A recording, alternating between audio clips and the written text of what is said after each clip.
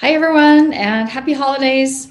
We're so excited to be with you today. We've covered so many topics this year, and we thought it would be really appropriate to focus our final program of the year on how to recognize and manage side effects, something too many of us have to deal with in our treatment every day. Maybe we'll have some tips to help make this holiday season more enjoyable for you. We are so excited to have two very good friends of the myeloma crowd speaking today. The first is Dr. Craig Hofmeister from Emory University's Winship Cancer Institute in Atlanta, who will cover a variety of side effects that are most common in the most used therapies. He'll be followed by Dr. Suzanne Lentzsch from Columbia University Medical Center in New York, and she will discuss side effects related to new therapies and treatments. After their presentations, we'll participate in a Q&A session. So if you have a question to submit, you can click the Q&A link at the bottom of your screen and type in your question. We'll conclude today's program with a presentation from Todd Foster, our HealthTree Program Director, to present a new feature in HealthTree called Side Effect Solutions. Our Roundtable Program Director, Greg Brozide, has emailed you the agenda and short biographies of our speakers yesterday, and we'd like to thank Greg for putting together such a great program and moving so quickly to an online program. We hope that next year we'll be able to do both live meetings and online meetings. But I also want to thank our very generous sponsors for supporting this program and making it possible for you, and that includes Adaptive Biotechnologies, Amgen Oncology, Bristol Myers Squibb, Genentech, GlaxoSmithKline, Janssen Oncology, Karyopharm Oncopeptides, Sanofi, and Takeda Oncology, and Foundation Medicine. Really, without them, we couldn't provide this valuable, informative program for patients really throughout all the world. If you'd like to review any of the programs we have this year, you can go to our homepage, click the Learn tab at the top of the menu bar, and then click Myeloma Crowd Roundtables, where you'll find all of our prior meetings there. And now I'd like to turn things over to our first speaker, Dr. Craig Hofmeister. Hi, everyone. My name is Craig Hofmeister. I'm talking to you from Atlanta, and I'm very excited to be here. I'm going to try sharing my screen and see if this works. So I want to tell you briefly about myeloma bone disease, talk about neuropathy, and IMiD-related rashes. So I also have all the slides that I'm going to be sharing with you are all online. You can look at them yourself, and they're part of a Google Doc folder that I have. So please feel free, and also feel free to contact me via email if there's any questions or concerns. So myeloma is certainly not something new. In fact, this skeleton here shows what we believe to be myelomolytic disease, and it's one of the oldest skeletons found where it's, cohorted from the same time, did not show these lytic spots. The lytic means essentially holes in the bone. Myeloma bone disease is incredibly common. It occurs in greater than 90% of myeloma patients, and many patients, the majority of them, have pain at the time of diagnosis when things are really at their worst. Bone destruction can involve any vertebra, but remember that the majority of your bone marrow is in your spine and pelvis. So that's where most of your pain is, and lower back pain is the most common presenting pain symptoms that myeloma patients have. Now, a little cartoon, because I don't learn anything if it's not a cartoon. On the left side, you see an osteoclast, and this is a multinucleated cell that is picking up these bricks. The guy on the right is the osteoblast. He's laying down new bricks. And remember, this process of picking up old bone and laying down new bone happens all the time. It happens a whole lot faster when you're 18 than it does when you're 70, but it's still an ongoing process. Your bones are really alive. In myeloma, half the maintenance crews essentially sent you their out-of-office email, and they won't be doing much work. So you can see on the left-hand side, you have good normal bone, whereas in the myeloma, the osteoclasts are chewing through bone stimulated by the adjacent myeloma cells. And what they do essentially is rev up these osteoclasts to pick up the bricks of your bones without stimulating the osteoblast to lay down new bone. And what Zometa does is essentially turns down the osteoclast and makes it difficult for them to pick up old bone. And what Xgeva does is essentially starve the osteoclast of energy or from stimulation from these myeloma cells so they're not so revved up. If you have myeloma bone disease, there's a lot of things that can be done to decrease bone pain. So you can get local radiation. This is a local solution to a local problem. It's not going to work in your entire bone. We can't radiate all your skeleton, but we can radiate particular spots at particular times. Kyphoplasty or vertebroplasty we'll go over later. This is where essentially cement is injected into the vertebra to decrease pain, but it also decreases the worsening of the compression fracture at that vertebra, and it can be combined with radiofrequency ablation of the nerve at that spot, so it also improves pain. If you have long bones, they can put nails inside the bone to stabilize that bone. And certainly pain medications can be used anywhere from NSAIDs to lidoderm patches to opiates to adjuvant neuropathic pain meds. A lot of them are certainly possible. NSAIDs are not commonly used in many myeloma patients because we're always concerned in patients who are a little older, who are more at risk of NSAID-related side effects like stomach ulcers and kidney dysfunction.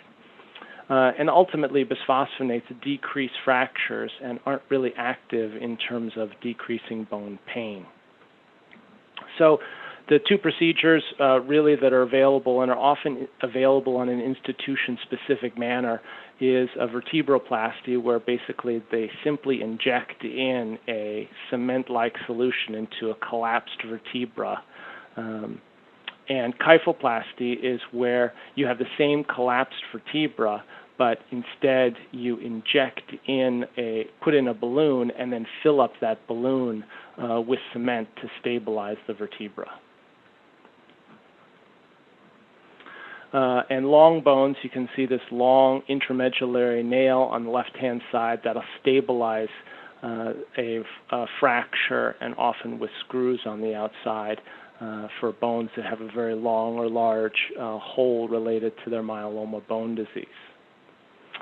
Zometa overall, this is a complex chart. Once you look at it, on the left-hand side, it's your bone stabilizing effect and what you can use for patients with osteoporosis and what can you use for patients with myeloma. I often get a question, well, why is it that in osteoporosis they tell me to use a lot of Fosamax, but I don't hear about Zometa and Xgeva? Basically, it's because these drugs, when given in a myeloma-related sense, you're giving them monthly, whereas in osteoporosis, these are given just once or twice a year, and Fosamax or Beniva and other agents are often given on a daily basis, but they don't have a significant bone-stabilizing effect in comparison to the way that myeloma bone disease rages in most of our patients. So limits, I think people often have the misconception that these drugs, form new bone and will repair everything. And really what they're known to do is decrease risk of fracture, but they really don't prevent all fractures, they don't build new bone, and it doesn't really allow patients to heal their lytic bone lesions. Their claim to fame is that they decrease risk of fracture, and that's why we use it in patients with poorly controlled myeloma bone disease. So this is where it gets a little bit, what we don't know about these agents is really how often to use them in exactly which patient, because it's hard to do these studies, they're expensive, and they go over long periods. So overall, we know that Zometa and Xgeva reduce fractures in patients with myeloma bone disease. But we also know that if your myeloma is well controlled, these agents don't provide that much assistance. So if you're starting treatment we recommend using intravenous Zometa until your disease is well controlled, which means achievement of a very good partial response or better. And then we tend to hold off on further use of these agents when the myeloma is well controlled. Xgeva and Zometa are approximately equivalent in terms of how effective they are, but Xgeva is overall safer if your kidneys have been significantly affected by your myeloma. So we often will do Xgeva subcutaneous monthly for patients with myeloma bone disease and poor kidney function. Xgeva is a little bit more of a strong agent, and therefore some patients do better having boosting up of their vitamin D and calcium so that they don't have a significant lowered calcium level after exposure to Xgeva. So oftentimes we'll put Xgeva along with vitamin D and calcium together to prevent a relatively common side effect of low calcium levels in myeloma patients that can rarely become symptomatic from these low calcium levels. At each relapse, we recommend that you use Zometa or Xgeva, again, based on their kidney function, until the disease is controlled, and then you can stop these medications. The big risk is osteonecrosis of the jaw. So if you have not had access to good dentistry, and then you get exposed to Zometa or Xgeva, which really seat in your bones, and your teeth are bones, and then you have an extraction. This is the #1 risk factor for osteonecrosis of the jaw. Osteonecrosis of the jaw looks like this. This is an area of exposed bone in the gum. You can see a cross-sectional view here where it kind of eats away. This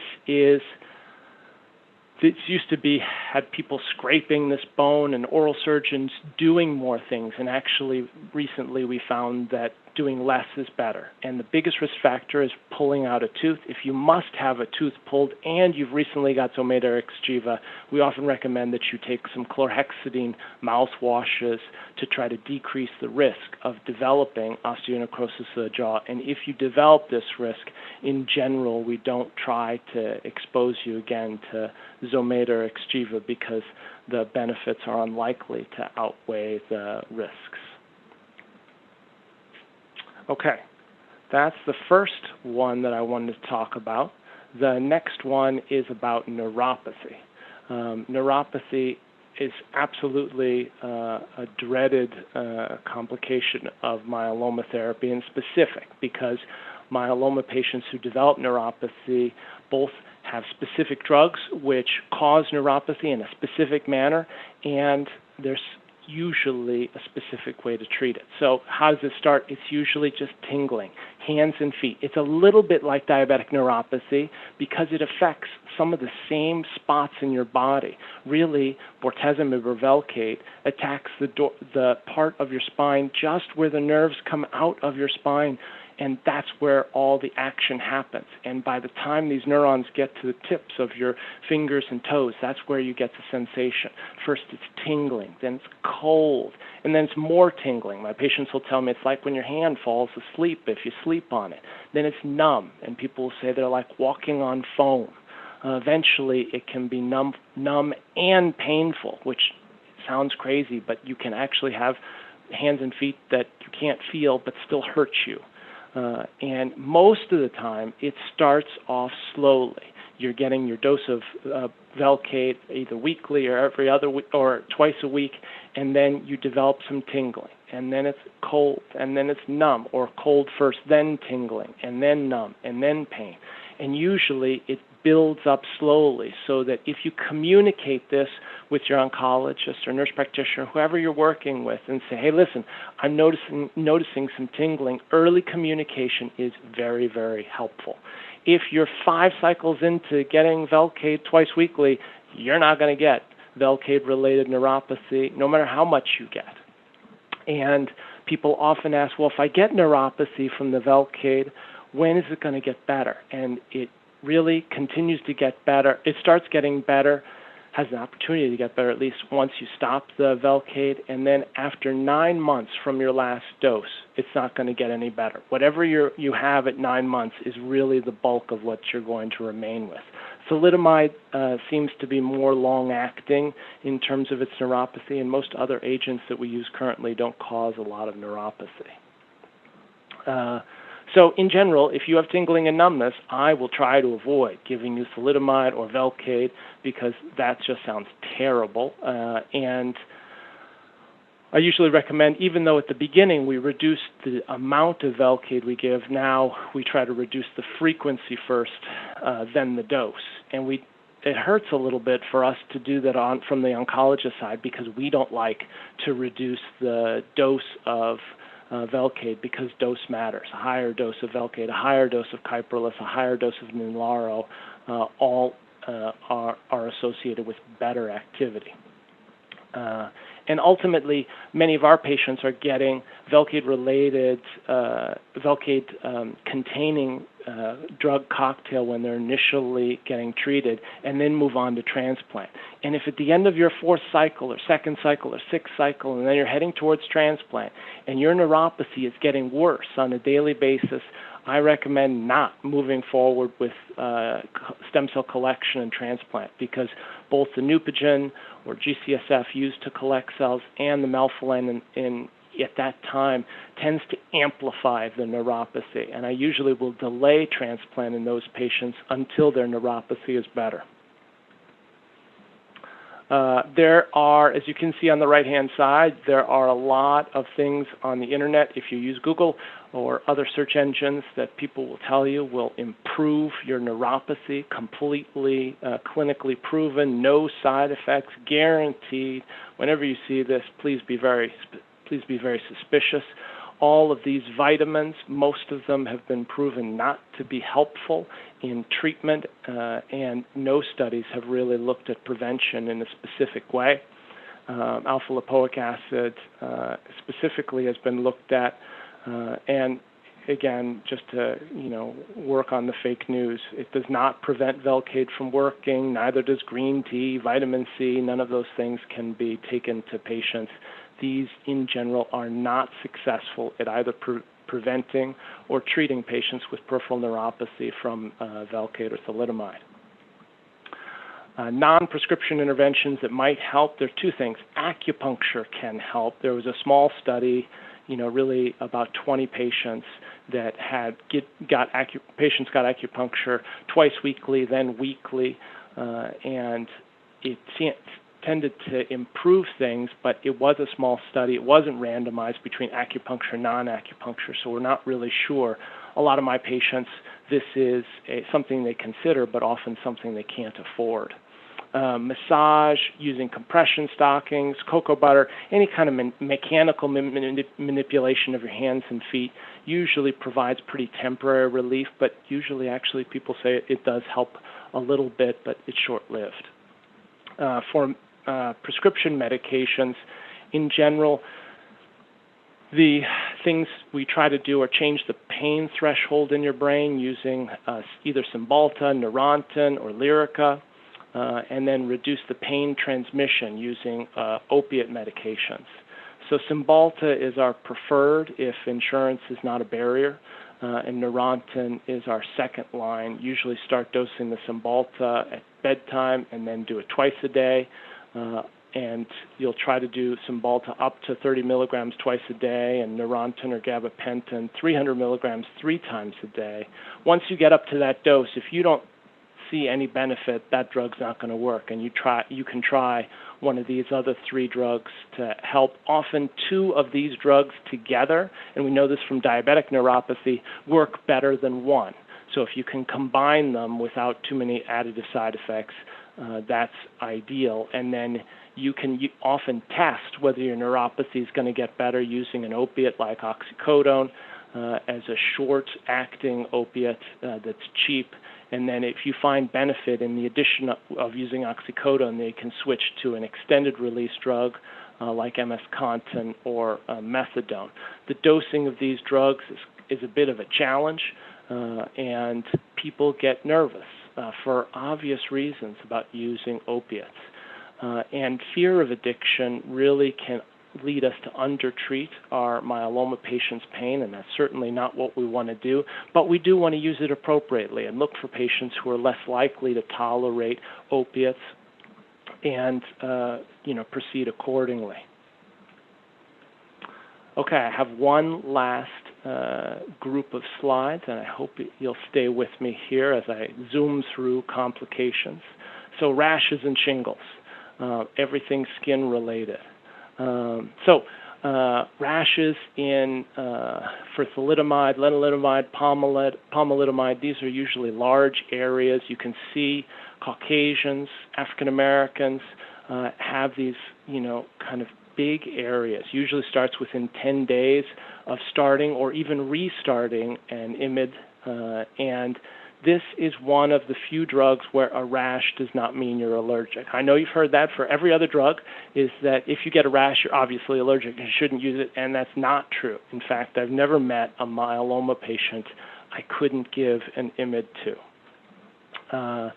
And so what happens for most people is that they start taking, let's say, Revlimid, and 3 or 4 days into it, they notice a rash, they call their doctor, and what we usually say is stop taking the Revlimid and start taking a non-sedating antihistamine, something like Claritin, Allegra, Zyrtec, whatever, and wait for the rash to start getting better. Once it's getting better, kind of under the cover of Claritin or other agents, then you usually can restart the Revlimid. Most people do fine. Some people, either the rash doesn't improve and they need a little steroids to kind of jumpstart resolution of the rash. And then in about less than 15% of patients, they get re-challenged with the Revlimid, and again they have the rash. And that usually means you need to dose reduce, and usually you can get the IMiD into the patient at that point. There are a very small number of patients where even if they dose reduce, even if they're under the cover of Claritin, they still have a significant rash. Those patients, you really have to just personalize the dose and say, okay, let's try taking Revlimid twice a week to start and see if we can get that. And if we get a week where it goes okay, now we can do it 3 times a week, and then 4 times a week, and then 5 times a week. And usually they'll kind of find their way to just the right dose for that patient that doesn't allow them to have a rash and does allow them to have a therapeutic IMiD experience. So I think every patient can get through a rash. It just takes some work. Shingles.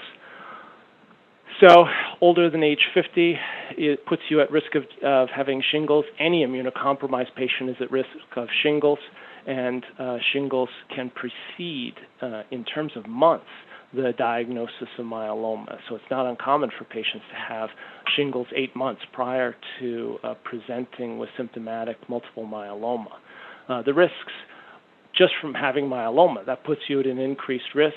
Velcade and really, we assume, any other proteasome inhibitor, Ninlaro, Kyprolis, both can increase your risk of shingles. Darzalex increases your risk of shingles.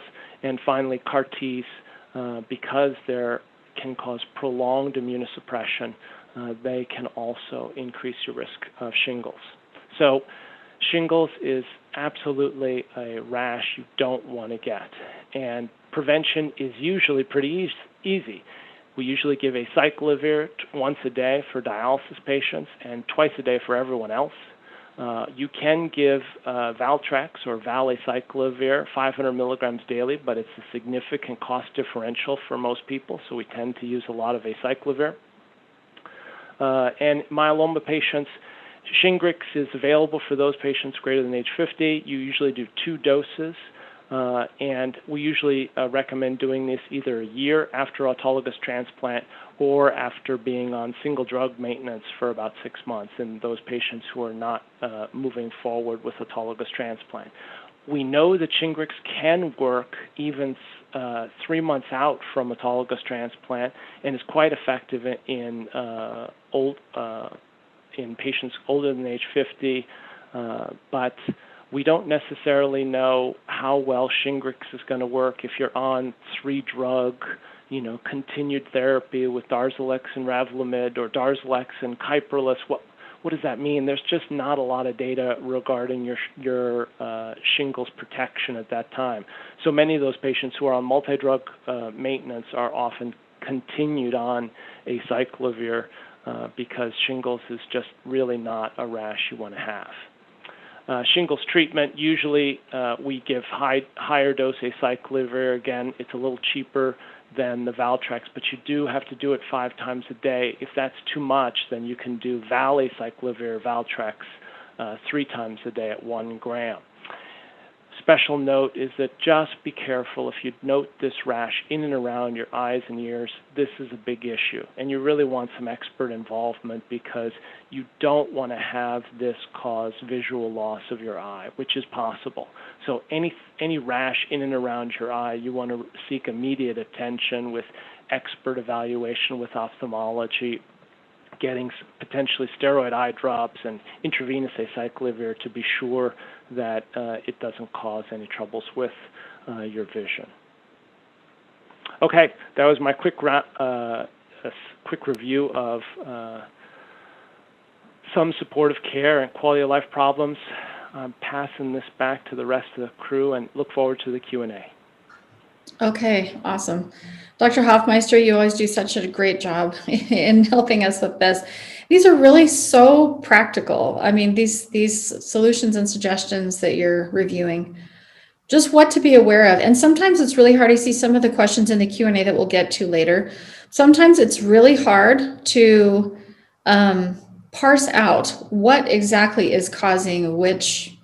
I think I went for 6 months with certain side effects that were related to DEX, and I had no idea that they were related to DEX. So thank you for the information. Very well done. Dr. Lentzsch, would you like to share what you had? Yeah, can you see my screen? Yeah, we can. Perfect, okay. So first of all, my name is Suzanne Lentzsch. I'm the director of the Myeloma Amyloidosis Program here at New York. And today I would like to share I would say insights into how do we deal with COVID. As you know, we went through, I would say, an enormous wave of COVID infections here in New York. And I think it's important to point out what can we do to manage this crisis, which is still ongoing. And number 2, I would like to talk about CRS, cytokine release syndrome, which can occur with CAR T cell therapy, but also with BiTEs and immunotherapy. So let me start. So we know that in multiple myeloma, there's an increased risk of infections. And the question is, why is that? Why have multiple myeloma patients really such a high rate of infections? And here you can see multiple reasons. So first of all, we know that multiple myeloma directly affects your immune system. It inhibits the B cell function. Many of our patients develop low immunoglobulins and have to receive, we call that IVIG, intravenous immunoglobulins. But we also know that the T cells are affected and don't do a good job in multiple myeloma. So the immune system is directly affected by the multiple myeloma. We know with older age and with frailty, your immune system is also more impacted. But at the same time, multiple myeloma therapies itself can cause neutropenia. This is a decrease of the white blood cells that are especially important to fight infections. But when we give treatment for multiple myeloma and you have already pre-damage of organs, for instance, renal insufficiency, we know that those patients also have a higher risk of infections. Unfortunately, all the myeloma treatments have as a part of the treatment regimen dexamethasone. That can cause high blood sugars, and also high blood sugar is impacting the immune system and associated with increased risk. Unfortunately, there's also a gender-associated risk. Patients with female patients have a 20% lower risk to develop severe infections. If you look on the left-hand side of the screen, you can see MGUS and multiple myeloma, the risk for bacterial infections and viral infections. And this is a comparison to the general population. And you can see, interestingly, that even patients with MGUS have a 2-fold increased risk to get infections, 7-fold increased risk for bacterial infections once you develop multiple myeloma, and a 10-fold risk for viral infections. Dr. Hofmeister showed very nicely what you can do to prevent this. And we all have to keep that in mind, that this is really a risk per se in multiple myeloma, but even higher when you get daratumumab or proteasome inhibitors. Most of the infections, you can see that up to 60% are the upper and lower respiratory tract, sinusitis, bronchitis, pneumonia.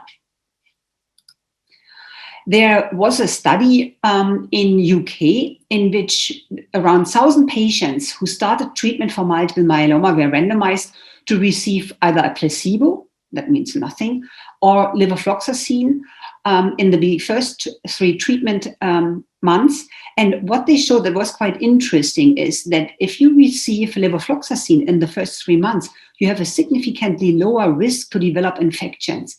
We usually don't give our patients levofloxacin because we are concerned of C. diff development, that we really impact the GI tract and cause diarrhea. But I found it was an interesting study, and we should maybe, if we have a high risk, and especially in patients who have a history of severe infections, I think levofloxacin, Levoquin for the first 3 months could be considered.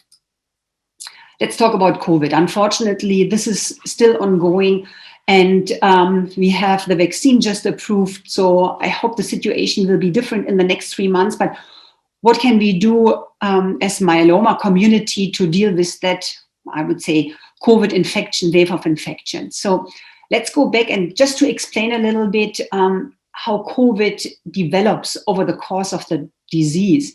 So we have 3 stages of COVID. The first stage is an early inflammation. It's where the virus really expands, where patients have a high fever, a dry cough. And if your immune system is active and can do a good job, usually patients get out of that, I would say, initial stage 1 and recover from that. But if your immune system is impaired, or for some reasons we don't know exactly, you go into that pulmonary phase where you develop pneumonia with shortness of breath, where you might need oxygen. We call that the pulmonary phase. And then what happens in stage 3 is a hyperinflammation phase, where you have an uncontrolled inflammation that especially happens in your lungs, where you need ventilation, where you have high inflammatory markers in your blood. And this phase is usually treated with oxygen, ventilation, dexamethasone. Recently, we have the approval of certain antibodies. What are the factors to develop this, I would say, severe case or severe development of COVID? There was a study that was performed in China in which they analyzed patients. What are the patients who have especially, I would say, a bad cause of the disease and a high risk to die? And interestingly, there were 2 factors. It was older age and lymphocytopenia. And I want to point out that this was a study independent of any underlying cancer. So in the general population, if you have a low number of lymphocytes, those are the white blood cells that, for instance, produce antibodies, but especially fight viral infections. If those numbers were low, the risk for severe infection was much higher. There is, I would say, one study from Spain, which is the best study in terms of giving us what is the risk for multiple myeloma to develop severe COVID symptoms or even die from COVID. So they analyzed 167 multiple myeloma patients from different hospitals in Spain. And what they did is they compared those 167 multiple myeloma patients with 167 randomly selected non-multiple myeloma and non-cancer patients. They made sure that the patients, in order to compare them, matched in terms of age and also the gender, but also of the comorbidities. So what they found was, and you can see the outcome of the patients or the clinical features of the patients who had no cancer and of the multiple myeloma patients. And I want to draw your attention to the ventilation. You can see that patients who did have multiple myeloma had a much higher rate to have a non-invasive ventilation or invasive ventilation. That means intubation. Non-invasive ventilation, 21% versus 8%. And you can also see that the risk to die or the rate of death was much higher in the patients who had multiple myeloma with 34% versus 23%. So altogether, they concluded that the mortality in multiple myeloma patients, I have to point out, was 34%. That is pretty high in comparison to 23%.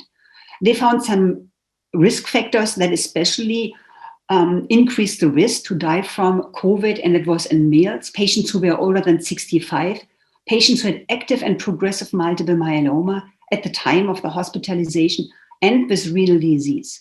So I think that study nicely showed us that especially the high risk group among our multiple myeloma patients who might have a high risk to die from COVID. So what can we do and how can we approach changing the initial therapy? I think what is important to point out that multiple myeloma is a disease that needs treatment. I saw many patients during the peak of the pandemic here in New York who did not go to the physician with symptoms and came to the emergency room with hypercalcemia or in paralysis because of a growing multiple myeloma mass in their spine. So I want to point out that multiple myeloma treatment is really important despite COVID. We can individualize a treatment to limit the exposure to potential other COVID patients. So for instance, instead of an IV treatment, we can choose an oral treatment with Revlimid, Exezumib, and Dex. So this is no IV infusion. We can give lenalidomide maintenance to standard risk patients, and we can add Exezumib, for instance, in high-risk multiple myeloma patients who need maintenance. We can switch bortezomib to weekly instead of bi-weekly.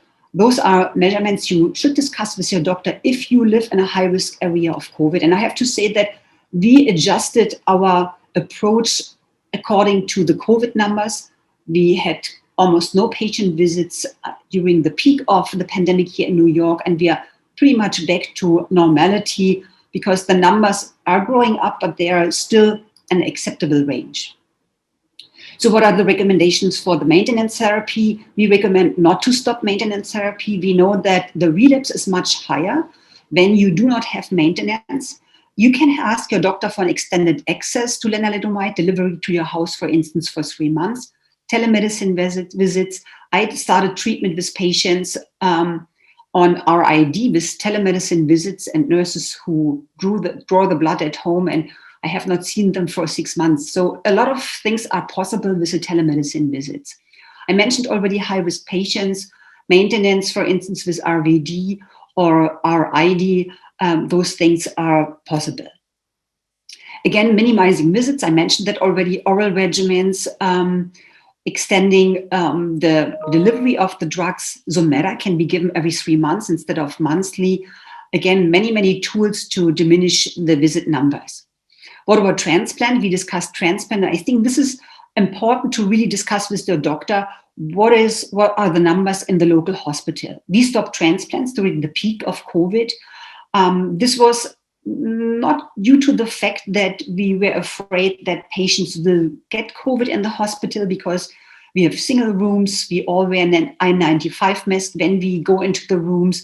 Our transplant floor was COVID-free all the time. We tested all patients who came to the floor for COVID, but it's also a matter of resources. So for instance, if there's no ICU capacity, and God forbid, if you need the ICU, it should be guaranteed that if you get a transplant, that you get a bed in the ICU. So if the ICU is full with COVID patients, that might be the limiting factor.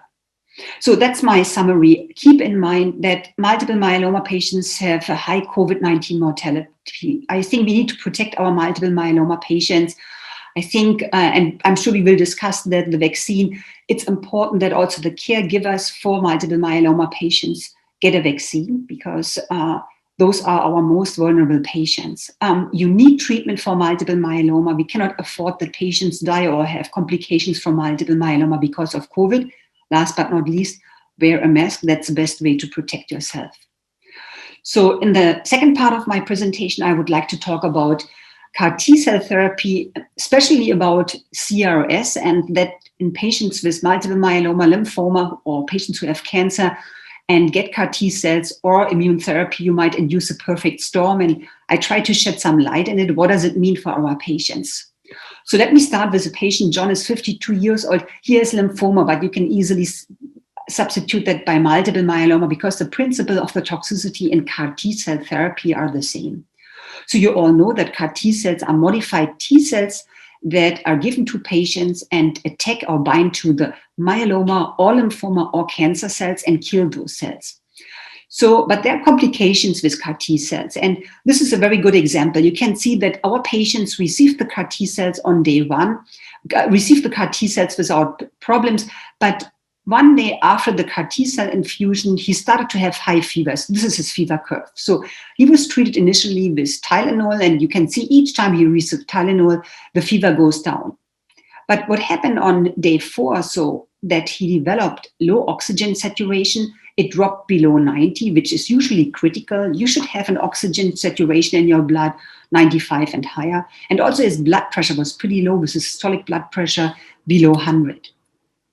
So the patient received tocilizumab, which is an IL-6 inhibitor. I will talk about that, for we call that cytokine release syndrome.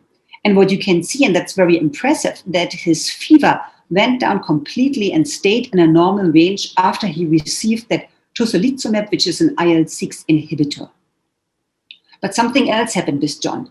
So at day 5, he appeared to be sleepy and he had a tremor. So on day 6, he was not able to name objects and he could not use his smartphone anymore or write. He had a neurological exam that was mainly normal, and also a brain MRI and EEG didn't show any bleeding or seizures or any other abnormality. But the doctor decided to give him dexamethasone, 10 milligrams every 6 hours, for an assumed, we call that ICANN, which is an immune effector cell-associated neurotoxicity. Sounds complicated. In principle means that the CAR T cells not only bind to the myeloma or the tumor cells, it also has an effect on your brain. And after he received dexamethasone, his neurological exam went back. And on the right-hand side, you can see what we're doing. The doctors are not even asking to say name an object. We also ask, write down a sentence. And you can see that on day 0, on the day the patients received the CAR T cells, the handwriting was pretty much okay. You can see how it changed on day 5, and probably on day 6, he wrote something inappropriate, so we had to cross that out. But after he received dexamethasone, his handwriting went pretty much back to normal. Very impressive, and I think very typical for patients who develop ICANS, that immune effector cell-associated neurotoxicity. So, but what are the toxicities of CAR T cell? How do we call that? So first of all, I mentioned already the cytokine release syndrome. It needs careful monitoring, but we can treat this. We have neurological side effects that can result in change of mental status, confusion, even delirium, inability to speak, but in very bad cases also edema of the brain and seizures. We also see cytopenias. That means from the chemotherapy and from the CAR T cells, you have prolonged low numbers of your platelets and white blood cells. Other side effects are rare, for instance, that you have low immunoglobulins, infusion reactions directly to the CAR T cells, or tumor-lysis syndrome. This occurs rarely in multiple myeloma, usually in lymphoma where you have larger tumor masses, and it's characterized by renal failure. So let's talk a little bit about the cytokine release syndrome. And in general, what is a CRS? It's a condition that results from the release of cytokines from the activated T cells and also from the bystander immune cells. So the whole immune system is activated, and similar when you have a flu or an infection, there's a secretion of cytokines that cause that high fever. The good news is that most of the patients who develop in CRS have also a good response to CAR T cells, and we have a good treatment. We can block IL-6, I mentioned that already, with a monoclonal antibody, tocilizumab, to really block that CRS. Steroids are used for severe or refractory CRS. The problem is we are afraid that with the steroids, we might block the T cells and also we might block the anti-tumor, anti-myeloma effect. CAR T cells are always in patients in order to really monitor and treat the CRS. So this curve shows you a typical onset and resolution of CRS and neurotoxicity.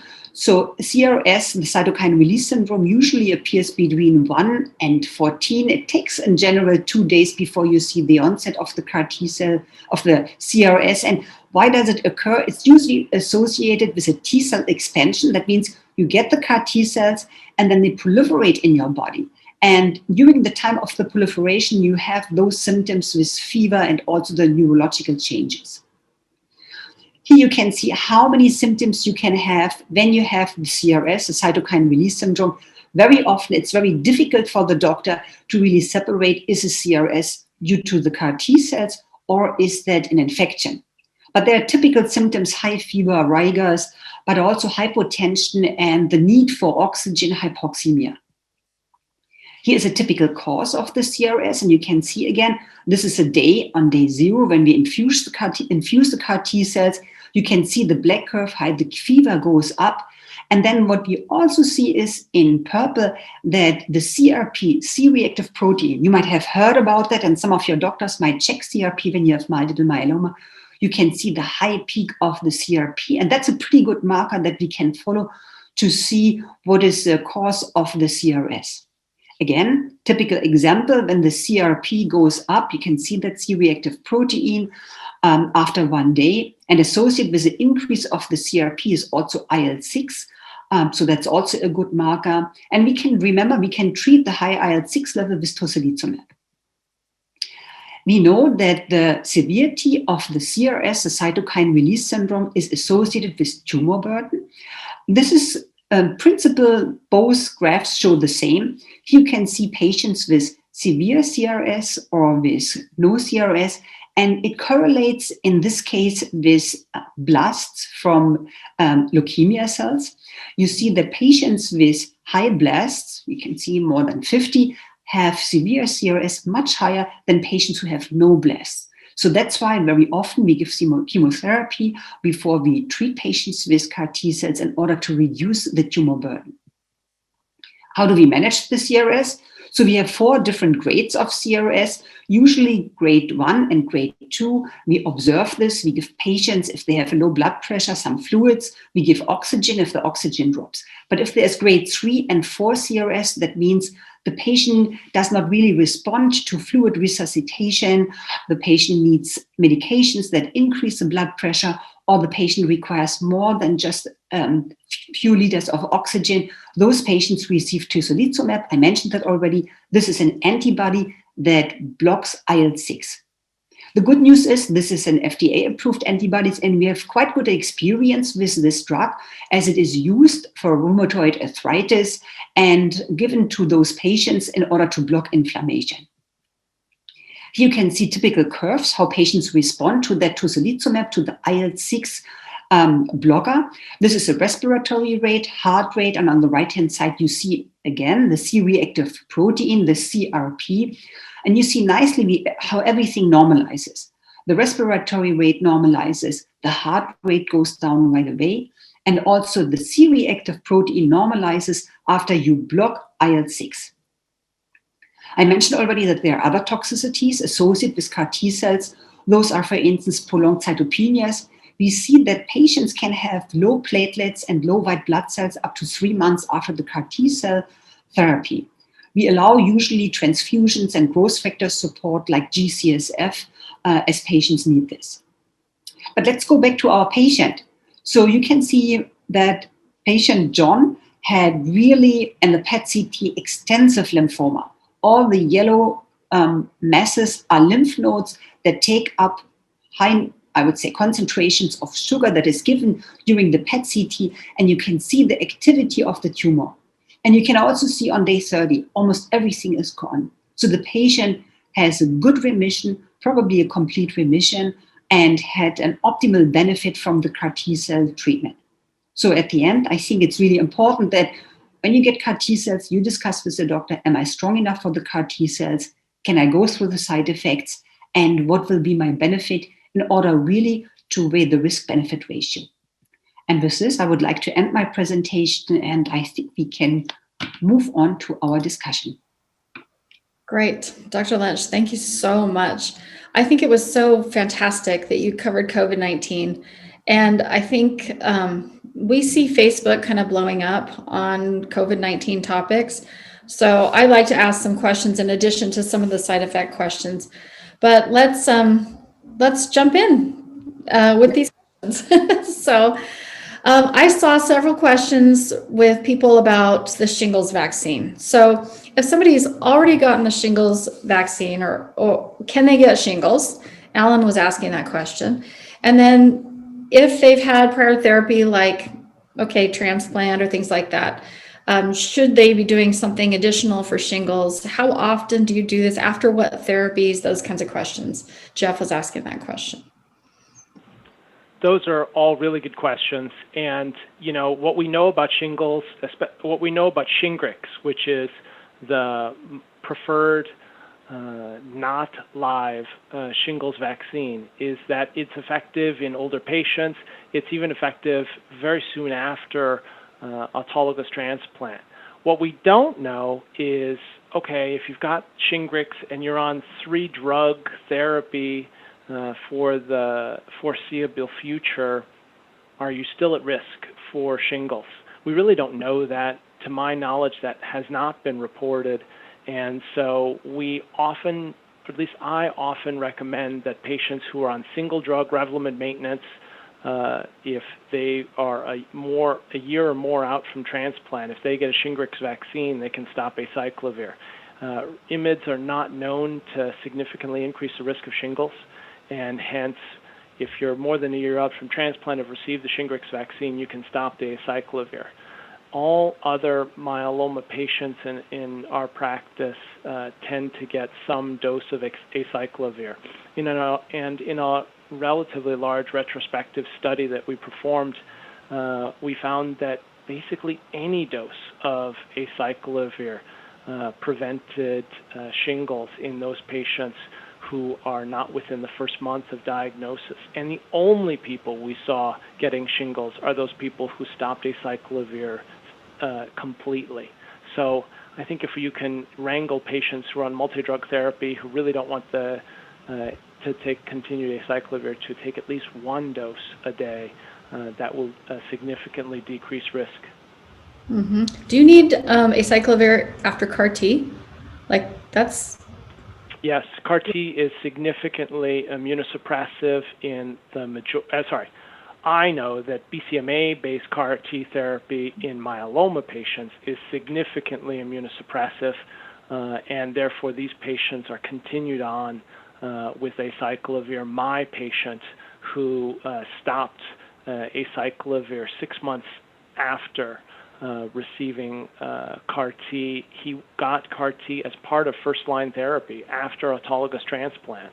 Mm-hmm. And 6 months after that, he thought, well, my myeloma is in remission, I'll stop all my other medications.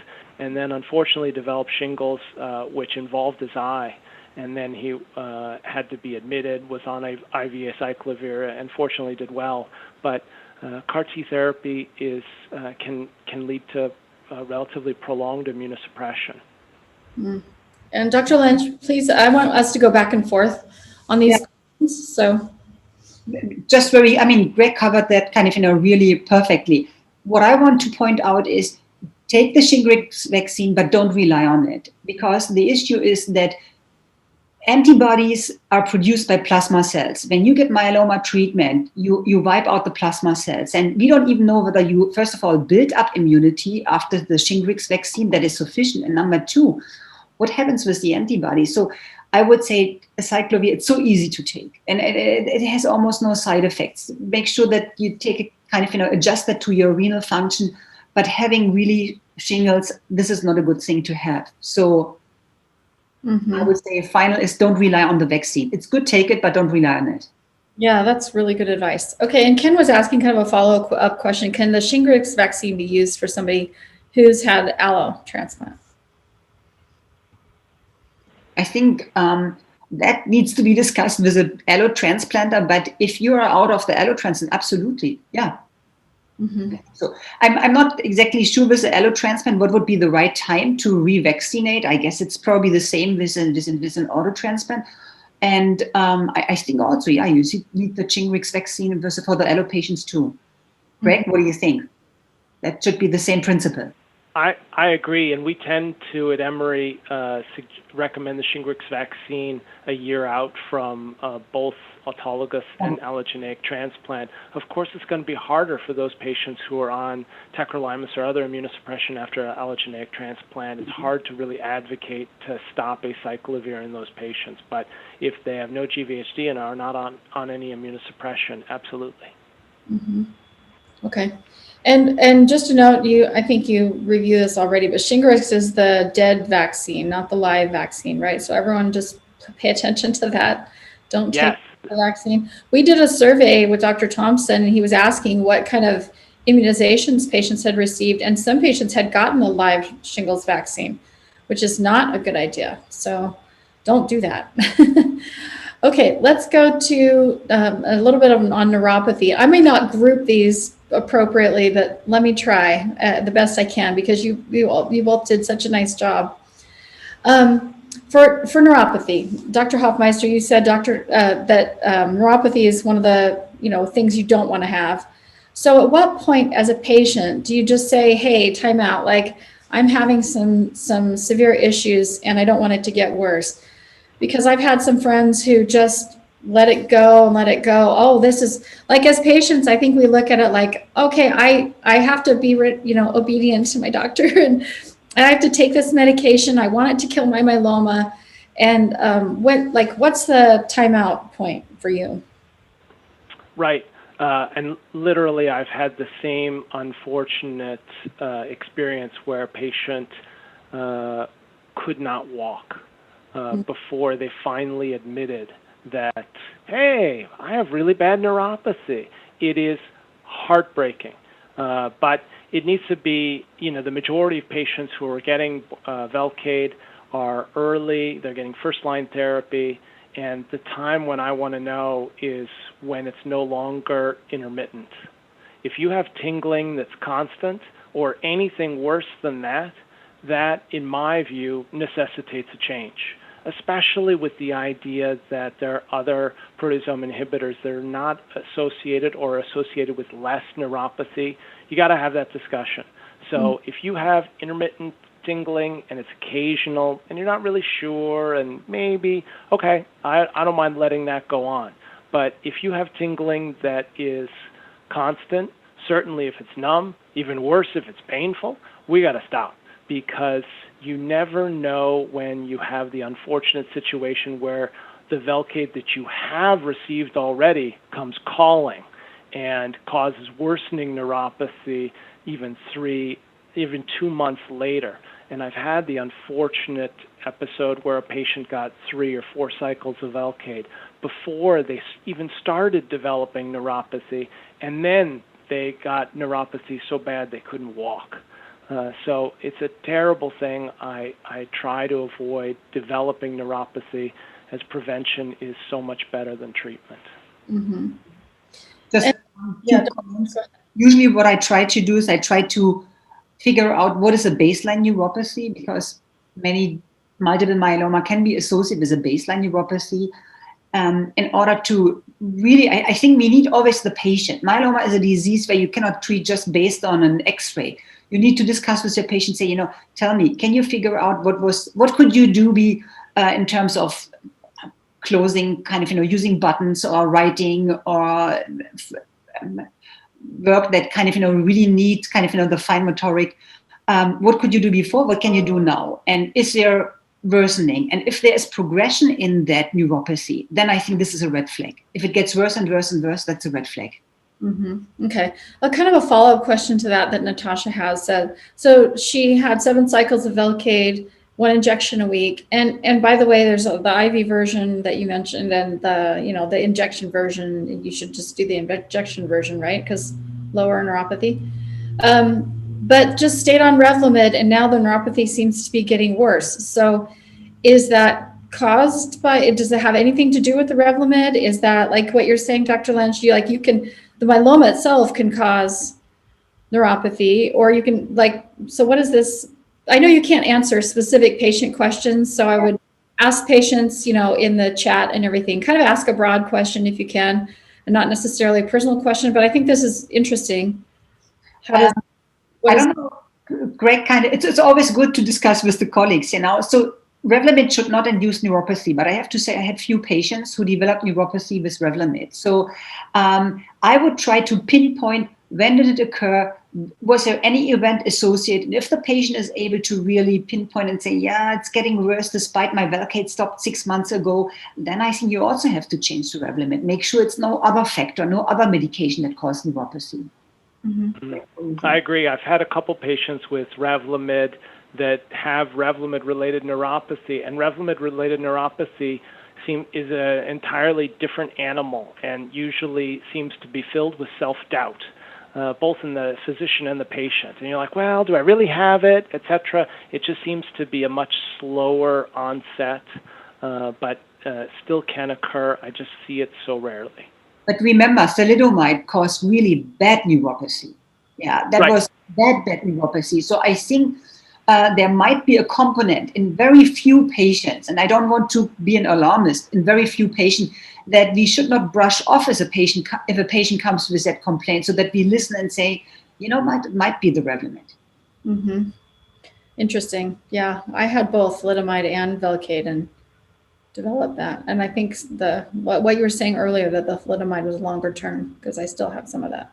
So Todd is asking a good question when it comes to neuropathy. So let's say you got treated with Velcade in your initial therapy. You got a remission, you had some neuropathy at that initial stage, you need to get treated again. Do you consider reusing it even if you had some? I mean, this kind of goes back to, your question about the levels of neuropathy that you had and did it go away? But what do you say to patients who are doing the second line of, third line, fourth line of therapy about reintroducing Velcade when they have some neuropathy? In general, for me, I will consider Velcade in somebody who has neuropathy if my back is against the wall and there's literally nothing else. So, if I can't use Kyprolis, and I dislike using Ninlaro, which I do, those are the patients at which I'll consider using Velcade again. But again, this is something I really don't like doing. It feels terrible to do it. But sometimes you're just forced into a box. I completely agree. I would not go back to the same drug if I'm not forced to do this, because lack of other medications, insurance, whatever reasons. I don't even recall a patient in the last 10 years I had to go back in the second line treatment to the initial treatment. We have so many more options which do not have that risk of neuropathy. So I would say, in general, no, I would not go back. Okay, so you would think about Kyprolis or something else, or Ninlaro or something. Okay, well, this is an important, concerning question for myeloma patients. I do want to bring it up because you are both experts. And Nolani's asking, what are your opinions of the COVID-19 vaccines for myeloma patients? So it's been so highly politicized. This is, to me, a medical issue, and I think it should stay medical, whether you get the vaccine or don't get the vaccine. And we should be basing our decisions on data or your experience. Like, what is your opinion about that? And someone else asked a question that I saw in there about seeing some, in the early first the first couple days, a few people in the UK had allergic reactions. And so should that be considered? So what do you think at this point in time with the lack of data that we have? Yeah. So as you pointed out, Jenny, there are no data. So I can only give you my very personal opinion as an old myeloma doctor. So number one, I have to say, with all criticism, we are in this country in a good position that we have not enough, but more vaccines than other countries. As you can hear, my accent is German, so I'm coming from Germany. I'm following the German news. I don't know why, but there is a huge, I would say, kind of upsetness because the government didn't buy enough vaccine. So it's slow, but hopefully we will have enough that everybody can get vaccinated, I would say, in the first half year of 2021. If I can get the vaccine, I would take it right away. I will do whatever I can. Unfortunately, even being a healthcare provider, being on the forefront and taking care of COVID patients, I was not in the first, I would say, batch of doctors receiving that vaccine. ED physicians, nurses, workers in the ED, I think they have a much higher need to get the COVID vaccine. I would take it. I would recommend it to all myeloma patients. Yeah, there are some side effects, but the side effects or allergic reaction can occur with each vaccine. It can occur with all the substances you eat or you drink or you get as an injection. So I would not be too concerned about that. The principle of a vaccine is pretty easy, that you get pieces of an RNA, and we have so much RNA pieces probably ingesting into our body for other reasons that I wouldn't be too concerned about that. We have to take that serious, but the vaccine is good. The other issue is we don't even know whether our patients who get myeloma and myeloma treatment will build up immunity when they get the vaccine. That's, I think, is a much bigger problem. If you can get the vaccine, take it, but will you really build up antibody? Because we bombarding your B cells, producing the antibodies with dexamethasone, with Kyprolis, with all the treatments we have. So the problem is, even if you have the vaccine, you might not have a protection from it. Mm-hmm. Right? Yeah. And I agree with everything my German colleague said, and I make a joke about that just because I got a German vaccine this morning. The Pfizer vaccine really is not Pfizer's vaccine. It started from German scientists who I have to thank for the vaccine I got, and I just tweeted out my recommendations is that vaccine, when they reported on the first, however many, 37,000 or 45,000 patients that received it, the percentage of patients with any malignancy was 4%, but the number of patients with lymphoma was essentially 0. Number of patients with metastatic solid tumors, 0. So we know that myeloma is a very immunosuppressive cancer. So I'm not worried that myeloma patients are going to have a significant side effect. I'm worried that it won't work, as the mRNA vaccines want to use your immunologic machinery to make the immunogenic spike for which we want to have that exposure. So, but I make it clear to my patients that if they should come across somebody willing to administer them the Pfizer or Moderna vaccine, they should sign up and get it. Mm-hmm. Okay. Well, thank you for those answers, because it's hard as a patient for us to make any kind of recommendations at all about what patients should or shouldn't do. We always say, go ask your doctor and have that conversation with your doctor. That's the right approach. So, and be kind to others who are, thinking about this differently. Take it or don't take it, but be kind. So, that was one of Tracy's questions. Okay, so a question about replacing Velcade, not with a proteasome inhibitor, but maybe some other kind of therapy. And you kind of mentioned this before, because Leo's a professional musician, and the doctor at UCSF is highly suggesting to use daratumumab instead of Velcade. So that kind of would be your suggestion, it sounds like, from your earlier answers, right? Yeah, I have a patient who is an interventional cardiologist. So he is trying to opening all your vessels around your heart, which needs a lot of, I would say, kind of, fine motoric and really sensibility in you. So we agreed, I never gave him really any kind of proteasome inhibitors. I didn't give him Velcade, I didn't give him ixazomib. And I started daratumumab Revlimid, and he was fine with that.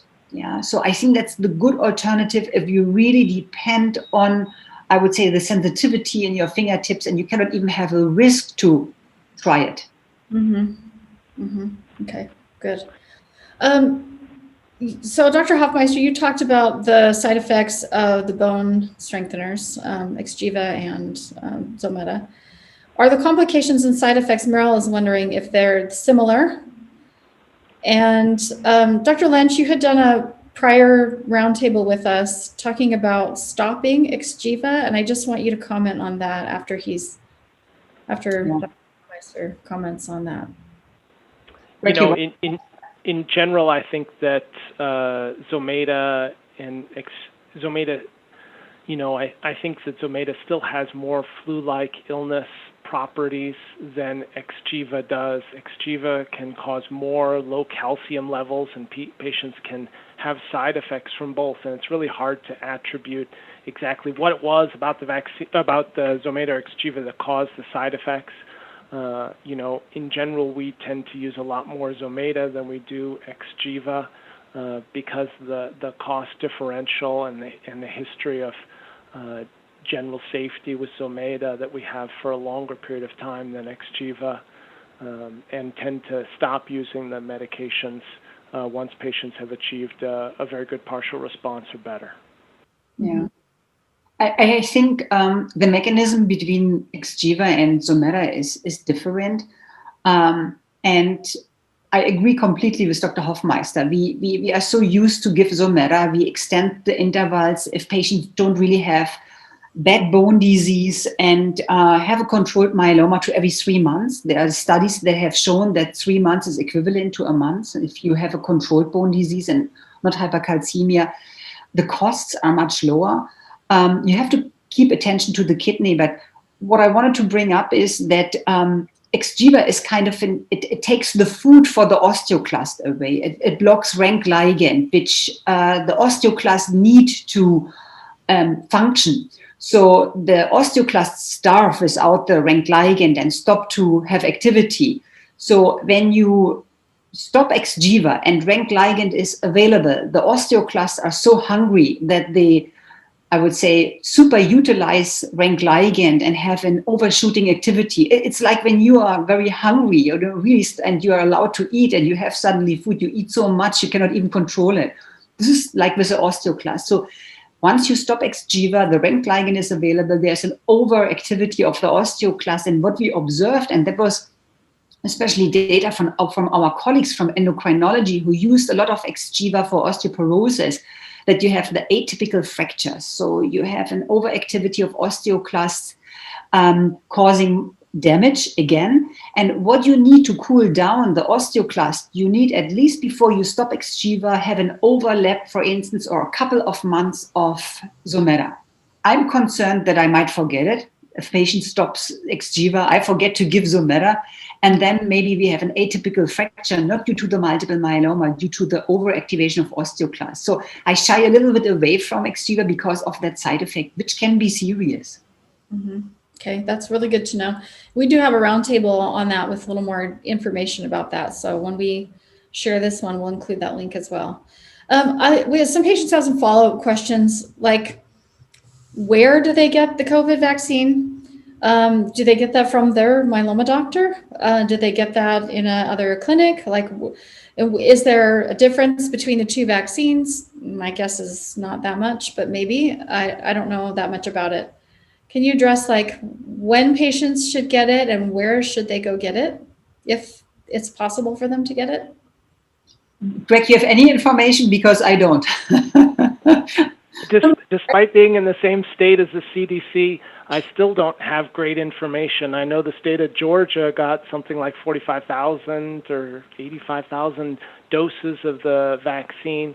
A lot of it, those initial doses get sucked up by high-risk folks in nursing homes and, what is thought to be high risk in sort of COVID-facing folks, especially anyone who's associated in the emergency room or in a COVID unit. Those kind of make sense. After that, I was asking everyone who would tell me where could I get the next vaccine. One of my patients works at the CDC, of course, so I'm anxiously calling and texting her all the time saying, when do you think, what do you think, when's it going to be available?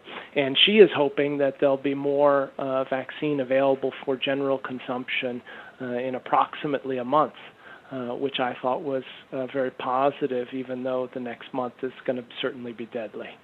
But Jenny, and for all patients who are listening, I mean, we as myeloma doctors, we know that our myeloma patients and also lymphoma patients really need the vaccine. So we would fight for our patients. And the only concern is, and I just want to mention this, that if you're on active treatment, the question is, should you maybe wait until you are done with the treatment and get your vaccine? It really depends how much vaccine do we have. Is it a once in a lifetime shot and there's not enough, when is the best timing to get the vaccine? Maybe after you completed your DEX treatment, because it's antagonizing. The DEX wipes out the B cells producing the antibodies or makes them lame, and you get the vaccine.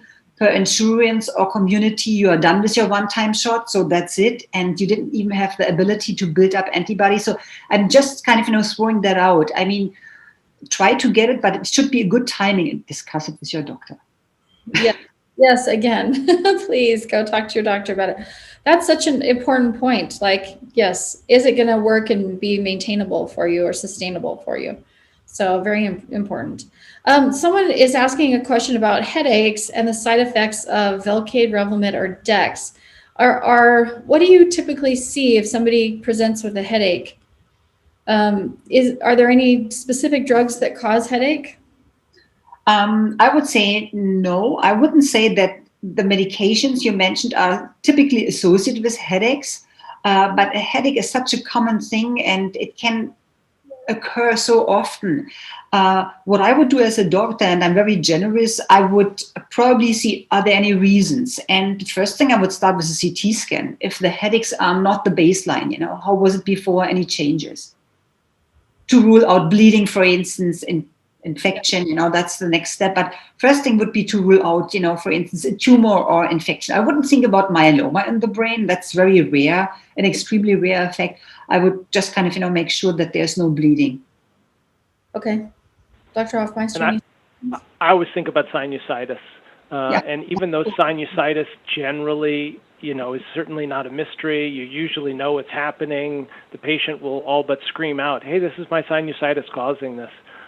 Sometimes it's hard to treat sinusitis, and sometimes, especially immunosuppressed patients, it's difficult to get proper flow and bacterial clearance. So I often think about that. I have had patients who have uncontrolled myeloma bone disease in their skull and their calvarium, which leads to headaches, but that's the distinct minority. Mm-hmm. Okay. Dr. Lentzsch, you talked about a lot of CAR T cell therapy. You were showing curves about benefit and things like that. Adrian's asking, how long after BCMA CAR T do you obtain the maximum anti-myeloma benefit? And then Dr. Hofmeister, you kind of mentioned that you might be immunosuppressed for a while. So how long does that immunosuppression last? I'll let you both answer those. Yeah. So talking about CAR T cells, and I talked in general about CAR T cells because the principle is the same. You can use a T cell out of your body and you can modify it that it binds to either BCMA or CD38. There are many more targets for multiple myeloma that CAR T cells can bind to, and maybe in the future we will have multiple targets. Like we combine, for instance, an IMiD with a Velcade. Why not combining in CAR T cells that targets BCMA and maybe CD38 or other targets? So that's number one. The principle of the CAR T cells, and that's what we were hoping was, you take the T cells out of a patient, you modify the T cells, and you give the T cells back to the same patient. So the T cells should recover and, best case scenario, proliferate and stay for good in the body. That means if a myeloma cell occurs, the T cell that is kind of targeting or specifically binding to that myeloma cell can kill it right away.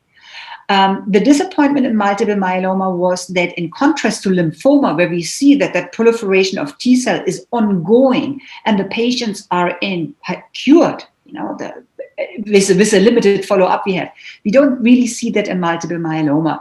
We see that the median progression-free survival, that means until the myeloma comes back, is 8 to, I would say, 12 months, depending on the CAR T cell. So that's disappointing. We are discussing what is the reason. I think we all assume that if you take a lame or very inactive or damaged T cells out of a myeloma patient, you try to mobilize that. The T cell is not really a good job. It's like you're on a wheelchair and you try to, with some doping, to make a marathon runner out of that person. So I don't know if the comparison is really true, but I think in general, with the CAR T cells we have in multiple myeloma, progression-free survival 8 to 12 months, and we don't see a plateau. That means it's further going down. Mm-hmm. Okay. Great. And as for immunosuppression, there are patients, at least the patients that I've had, that were relapsed and were on the BMS trial. There were a proportion of them who had prolonged pancytopenia. which means no low white cells, red cells, platelets, and they're somewhat transfusion dependent. Those patients seem to be more immunosuppressed than other patients who've had a CAR T and their counts recovered. Mm-hmm. And how long? Like when you said your patient was on acyclovir and stopped after 6 months, like how long would you keep a patient on acyclovir or other supportive medication? Again, this is not a popular answer, but I generally, when I meet people, if there was a lifetime membership of acyclovir that I want you to take, anyone over 50, I want you to take acyclovir forever if you're a myeloma patient.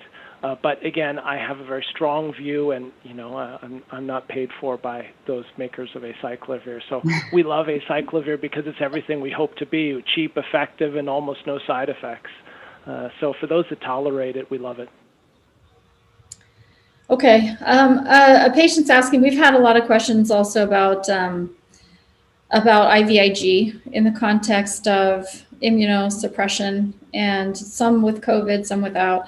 So can you just share your opinion of the use of IVIG? When do you use it? When do you not? Does it protect you against COVID? Does it not? I think that answer might be no, but you can elaborate on that. So I have a strong view in terms of IVIG. I have to say I really like it, and especially in patients. So what is IVIG? So just for everybody, it's an infusion of immunoglobulins from a healthy donor. So you get the antibodies from a healthy donor. The half-life time is around 2 weeks. So you might lose the immunoglobulins after 4 weeks completely. That's why you have to repeat it in order to make it sufficient. When do we give IVIG? Usually 2 components decide. There's a quantitative level of immunoglobulins. That means if your IgG is below 400, that's something I raise an eyebrow and say, let's look how the patient is. In addition, it's the age and prior infection. So I asked the patient, how many infections did you have last year? What I mean is infections really requiring antibiotics, sinusitis, bronchitis, pneumonia. And if the patient reports more than 2 infections in 6 months and has a low immunoglobulin levels, usually then I consider, at least for the winter months, to give IVIG. Interesting. Okay, great. Another question on Revlimid causing neuropathy by Tony. So if you're using it in a triple combination as maintenance therapy, like with Dex and Dara, at what point do you just get rid of the Revlimid if you think that's the cause? Boy, that's tough. I've never had that happen. I've never heard that happen. I'm sure I hope. I don't know. I don't know what to do. I would try lowering the dose of Revlimid first and seeing if that can slow it or make it or stabilize before dropping it. Revlimid does tend to prolong the durability of Dara's effect. So I'd love to have those 2 play together as long as you can, even at a low dose. Okay. Robert asked some questions about, we haven't even talked about these drugs, but the combination of selinexor, bortezomib, and dexamethasone. Someone just started that and wants to know what kind of side effects they can anticipate. And interestingly, in that announcement they made yesterday, I thought it was interesting that using selinexor with Velcade reduced neuropathy. So do you both want to elaborate on that? Yeah. I mean, luckily we have another drug approved for multiple myeloma. I'm not sure about the reduction of neuropathy, but again, I think it's a good option. Even if you combine selinexor, for instance, with pomalidomide or with Ninlaro, it's an all-oral option, which I think is an additional tool for us. I personally found selinexor difficult to give to my patients. It requires a strong interaction with the patient. Almost all patients feel they stop eating, stop drinking. So you really have to make sure that your patient is on Zofran, that the patient is drinking enough, because subsequently, if as a myeloma patient you don't have enough fluid intake, your kidneys might suffer. So usually what I do is, if a patient starts selinexor, I see the patient personally at least once a week, and I pre-schedule that patient already for some fluids. And make sure the patient feels well, because the early management during the first couple of months is important in terms of what is the appetite, nausea, and thrombocytopenia. I think those are the main problems with the medication. Mm-hmm. Okay. And Yep. the selinexor, the only other thing is that, the reason they say it lowers neuropathy is because it has nothing to do, again, with the selinexor. It's just whether you associate it with twice-weekly Velcade or once-a-week Velcade. And sure, you're going to get less neuropathy if you just do once-a-week Velcade.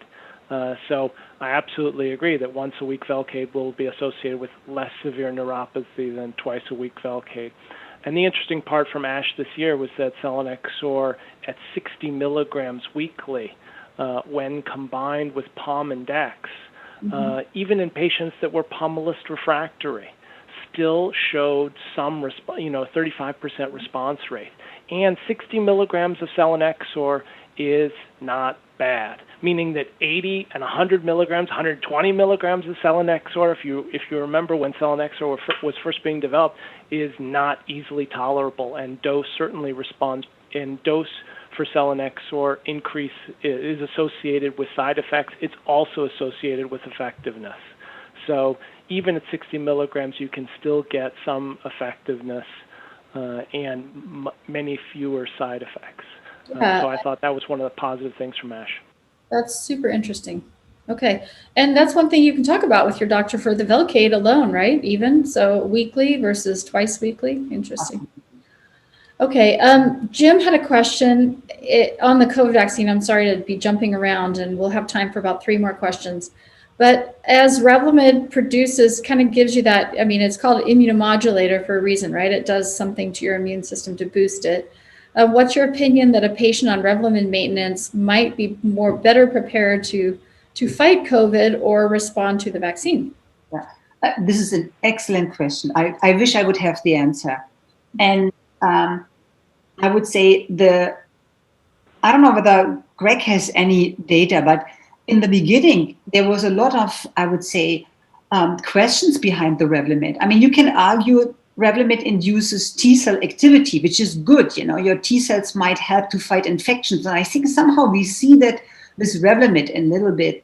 And I think that's a mechanism that the T cells are activated and have a direct anti-tumor effect. That's why you also have the rash. Or you have colitis, as a response or as a result of the T cell activation. So, but remember, in COVID, you have that phase 1, which is the infection, and you have a little bit of fever, phase 2, where you have the pneumonia, and then you have the phase 3, which is a hyperinflammatory phase. So does Revlimid contribute to that hyperinflammatory phase? That might be also possible. So I was kind of, when Forsenbeck in the beginning, I think I stopped Revlimid and then I restarted it. I don't know, Craig, you have any data? I don't think we have really data. What is the effect on COVID on the effect of COVID? I don't know of any data either, but I certainly do know that if you compare, as we have in a randomized trial, folks that got Revlimid versus those that got placebo, the folks that got Revlimid had more infections. So make sure that there's a lot of hand waving when it comes to T cells and NK cells and activation, etc. And I like to wave my hands just like the next guy. But there are more infections for the Revlimid consuming folks than those that aren't. So if that relates to COVID, I don't know. But just in general. Mm-hmm. Don't stop Revlimid. I mean, if there is, for instance, many patients stopped their ACE inhibitors, losartan, because they thought that the virus might better bind to the lung cells or not. There were some conflicting messages. My message is, as a doctor, there are no data. Don't stop the Revlimid. We know it prolongs the progression-free survival. It prevents, not completely, but to a higher grade relapse. And wear a mask. And if you wear an N95 mask. Protect yourself, but don't jeopardize your treatment. Mm-hmm. Right. 2 more questions. So one, some people are asking how you determine if you have become or you've responded to the vaccine, the COVID vaccine, if you get it. So that will be our next to last question. Greg, you want to take it? Oh no, this is all you. You just check the antibodies, there are two things, you can check whether you respond to COVID. First of all, antibodies, that's pretty easy. You just take a blood and you see, do you have antibody against that RNA or that COVID proteins? Number two is, and we learned that there were many patients, and I would say not patients, or COVID infected individuals who had COVID. They were positive by PCR. They had either no or minor symptoms, and they didn't have antibodies, but they knew they went through a very mild form of COVID. And then what we did, and also other, I would say, universities, and there are publications out, we saw that they have very reactive T cells to different parts of the COVID protein. So the protection is not only antibodies, it's also T cells. So if you have T cells that are really, I would say, very active, and maybe remember that you have prior in contact with other coronaviruses, not our COVID-19, you might have also an immune response or protection just based on the T cell activation and specific response. Mm-hmm. But that's nothing, that's a special, I would say, technique. It's flow cytometry, and nothing that probably you can go to your doctor and say, hey, can you check my T cells, for COVID reactivity? That's something within, I would say, clinical trials. Mm-hmm. Okay, great. Thank you for covering so many topics. We have one more question that I'll just introduce, just because it's such a common question about dexamethasone and sleep issues. I think, like I said earlier in the show, I was about 6 months into my therapy, totally kind of feeling psychotic and angry and having sleep issues and wondering what it was. And someone said, oh, well, one of my nurses, well, that's the Dex. Like, I should have been asking better questions. Like, do I have to put up with this? And like, when should I? Yeah, I had to take a sleep aid for sure. But do you want to talk about just how to best manage dexamethasone? So, from my point of view, again, my view is not shared sometimes by many. My colleagues use a lot of Dex, and 40 milligrams of Dex a week is a heck of a lot of Dex. And let's remember that you get a better response at 40 milligrams of Dex a week. And if you do that for 4 days a week, you'll get an even better response, but you'll die earlier, and you will certainly hate your life. So there are folks like my father. He could take steroids and chew on them like M&Ms right before going to bed at night. Just have, however much you want it, sleep like a baby, no problem at all. But I think that many of my patients struggle with Dex and insomnia. I've never found a drug that works reliably on every patient. And so I haven't been able to get, oh yeah, this sleep aid will definitely work, as I've had many patients just roll right on through an Ambien dose for the entire night and call me pissed off the next day. So I tend to use lower doses of Revlimid for those that are intolerant. I quickly dose reduce because literally I've had patients who can't get sleep, are in and out, mood is bad, then they get up in the middle of the night and they fall and break a hip. And that is associated with clear mortality.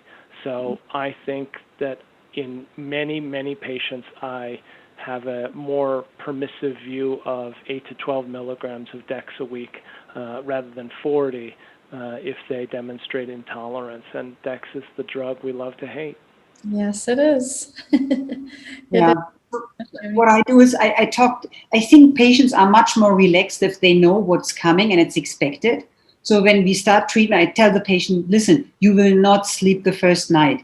And I think that knowing what I experience is normal, and this is what my doctor told me, makes the patient so much more relaxed that they say, okay, and I tell them, maybe you can clean the house or do something else, but it gives the patient the feeling something expected is going on, it's against the myeloma, and let me deal with it. And I think that's important.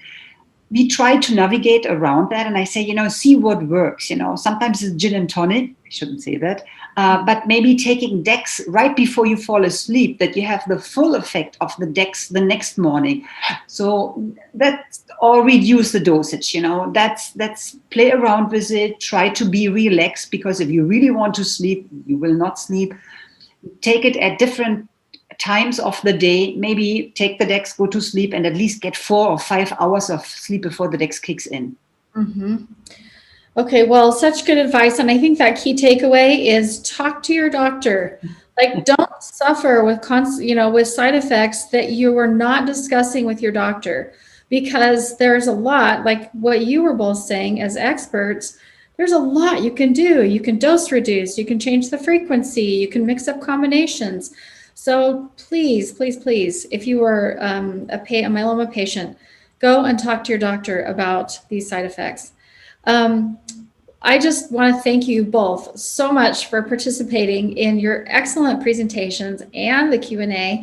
If you want to stay on and answer some unanswered questions, you're welcome to.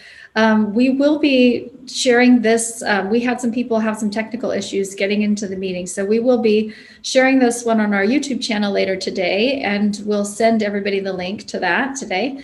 But we will also, we want to share something that we've been working on the HealthTree side, and that our product manager, Todd Foster, will share with us. What we learned is that patients themselves can share their information together and of what is working and what isn't working.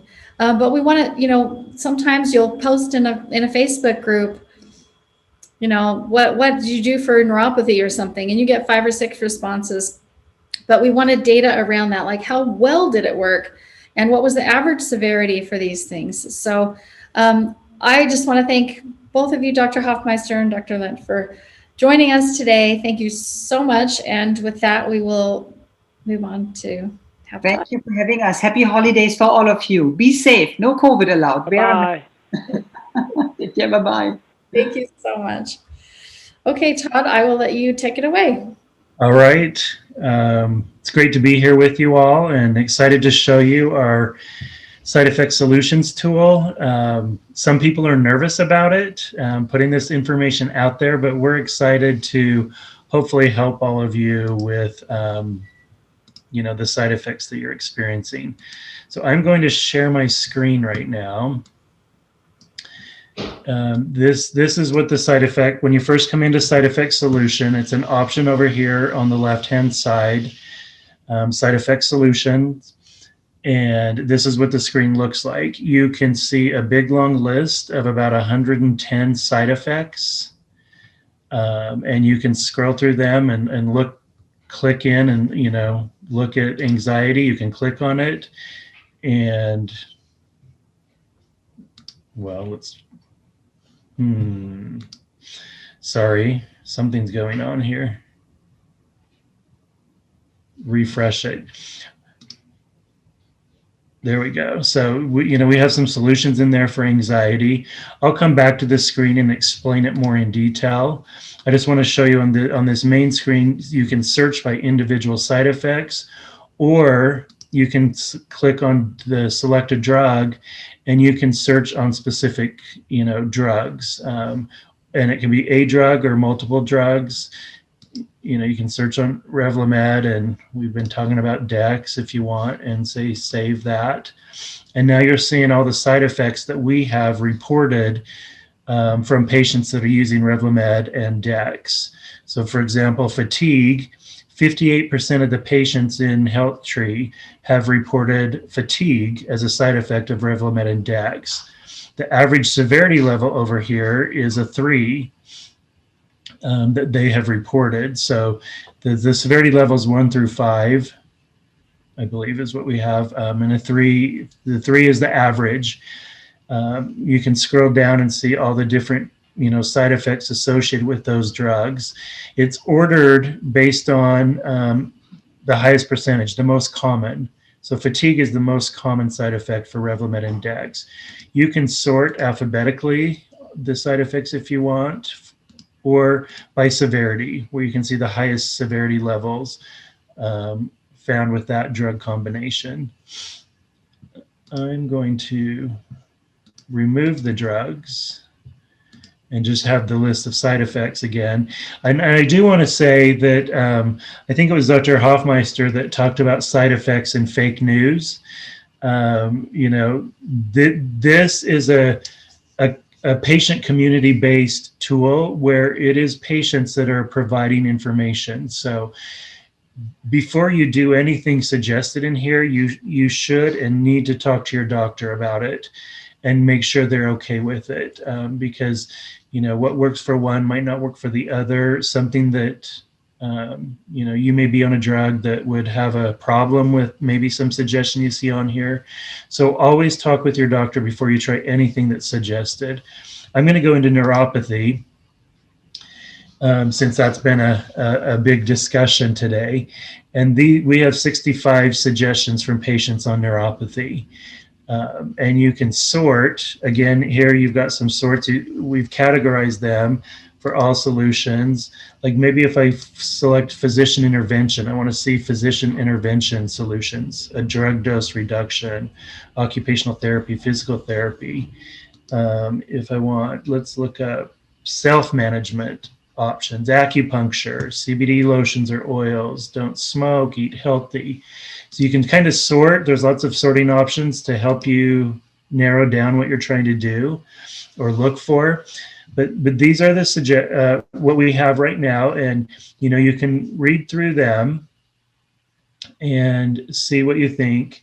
And if by chance you have tried one of these solutions, it would be awesome if you could click I have tried this solution. We do ask if you know what drug caused the neuropathy. If you say yes, you get a list of drugs that you can select from.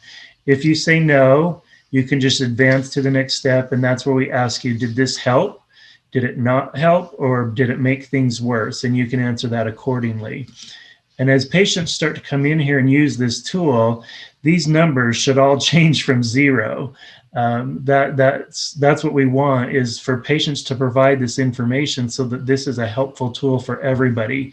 And we've got thousands and thousands of patients in HealthTree. How many tried apple cider vinegar? We want that number to show up here, 1,500, 2,000, whatever it is. And then the breakdown over here of if it worked, it didn't work, or made things worse, to help you, figure out how to live with your side effects better. We are going to open this tool up to all of you on this live call. It's not going to be live for everybody until maybe January, February sometime, but we are excited to open this up to all of you that are on the live call right now. That will be available the week after Christmas, so the week of December 28th, and we will send you all an email when you have access to the tool, so that you will know. And we're excited to give you access and for you to use it. And we're also asking for your help in, like I said, clicking on the solutions you've tried so that we can start gathering the data. This is data that we can't research and find. This is personal patient information, personal patient data of if this worked or not. And so this is where we're asking for your help. And one of the reasons we're giving you early access to this tool. So we're super excited about that. If you see something you've tried and it's not on the list, you can click up here to add a new solution not listed below. And you can enter your solution. Again, we ask you if you know which drug caused it. If you do, you can click it and then go to next and tell us if it worked or not. Kind of the same process as if you say, I've tried it here. And then we will get that, and we do moderate them first. And once we moderate them, then we'll push them over here so that it's available for everybody to see. I think those are the basics of the tool. So again, the week of December 28th, everybody that's on this live call, not the recorded, but this live call, we will be giving access to that week, and you'll get an email. And we do ask that if you can, help us start gathering data on here so that all of us can, learn from each other's experiences around the side effects. Okay, I think Todd too, if you could share under the prior lines of therapy or your treatments that you've received, just so people can see where you include your treatments. Sure. So in treatments and outcomes, this is where you enter, what treatments you've had or you are on, and people are reporting their side effects to these treatments. And this is where we're getting that initial data. So the more you enter in your initial treatments or your prior treatments, we then have a team that will go in and validate them. And I think we'd also like to introduce Anna, who is part of our patient experience team, and kind of explain how that process works. So in this process, you can sign a consent form, and then you can we can go gather some of this for you. You can enter it yourself, and then we can validate it on the back end. You can see these check boxes that some of the profile information has been validated. Once it's been validated, it is not editable anymore unless you contact us through the chat, because what we've done is we've measured it, we've entered it based on your medical record, and it's accurate data that we don't want to have changed. So Anna, would you like to share a little bit? And Todd, thank you so much for showing that demonstration of how that works. You're very welcome. And Anna, do you want to explain the process a little bit for your team? Yeah, of course. Hello, everybody. My name is Anna. So what my team does is we gather all your medical information. We help you with that. It's super fun to add all your myeloma information in one place, because then you start realizing when things happen. And we have a really cool chart for labs, and you get to have all your treatments, your genetics. What we do is we invite you to fill out whatever you know, and then we can help you fill out the rest. It's all based on your medical records, so this is going to be accurate data.